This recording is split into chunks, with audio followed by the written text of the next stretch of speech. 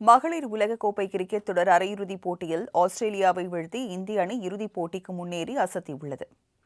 13வது மகளிர் உலகக்கோப்பை கிரிக்கெட் தொடரின் இரண்டாவது அரையிறுதி ஆட்டத்தில் இந்தியா ஆஸ்திரேலியா அணிகள் மோதின. இதில் டாஸ் வென்று முதலில் களமிறங்கிய ஆஸ்திரேலியா அணி 49.5 ஓவர்களில் 338 ரன்களில் அனைத்து விக்கெட்டுகளையும் இழந்தது.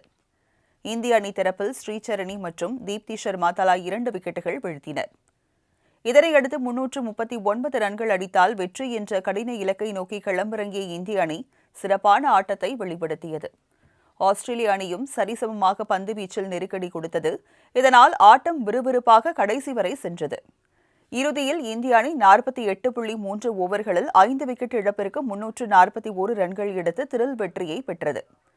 இதன் மூலம் இந்திய அணி 5 விக்கெட் வித்தியாசத்தில் ஆஸ்திரேலியாவை வீழ்த்தி இறுதிப் போட்டிக்கு முன்னேறியது.